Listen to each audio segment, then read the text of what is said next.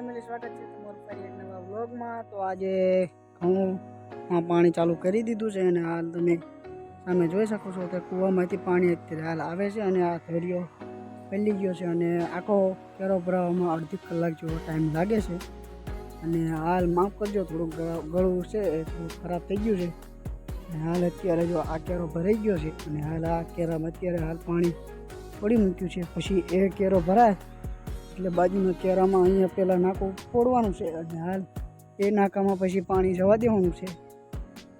તો મિત્રો અત્યારે જો ધોરિયામાં પાણી હાલ ચાલુ છે અને જે ખેડૂત મિત્રો હોય છે તેમને ખબર જ હશે કે આ નાકાની બાજુમાં સુલાવા મૂકવામાં આવતું હોય છે। જેને ખબર હોય તે કોમેન્ટ કરો। અને હાલ એક પાવડો અહીંયા છે અને એક પાવડો તમને જો સામે દેખાતો હોય છે બગલા પાસે અહીંયા એક પાવડો છે, કારણ કે વચ્ચે જો પાણી ફૂટે તો હાલ ત્યાં વચ્ચે બાંધવામાં આવે છે। અને જેને ખબર હોય તે કોમેન્ટ કરો કે આ અત્યારે નાકામાં સૂકામાં મૂકવામાં આવે છે। તો મિત્રો અત્યારે જો તમે આ કૂવામાંથી અત્યારે હાલ પાણી આવે છે અને અહીંયા જો પેપ બાંધેલો છે કાળો અને સામે ધોરિયો તમને દેખાતો હોય છે ત્યાં અત્યારે હાલ પાણી ચાલુ છે। અને સવારે 8 સાડા 8થી લાઇટ આવી છે, પણ અત્યારે હાલ જો આટલા જ કેરિયા પીધા છે, કારણ કે ખેતર જાજુ અને પાણી ધીમું ધીમું આવે છે અને લાઇટ ક્યારેક જતી રહે છે, એટલે પાણીવાળામાં થોડીક તકલીફ થાય છે।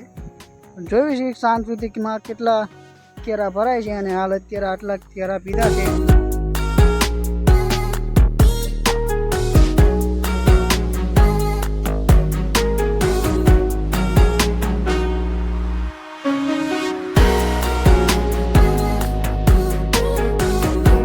અત્યારે જો તમે સાંજ થવા આવી છે અને અત્યારે હાલ લાઇટ મોટર બંધ થઈ છે અને અત્યારે હાલ આટલા કેરા પીધા છે અને આગળના કેરા પાવાના બાકી છે, કારણ કે લાઇટ જતી રહી છે। અને હાલ તમે જુઓ કે અહીંયા પેલું પાણી પાયું એટલે આવી રીતે કંઈક ધોરિયામાં પાણી હોય અને કેરા આવી રીતે કંઈક ભરાતા હોય છે।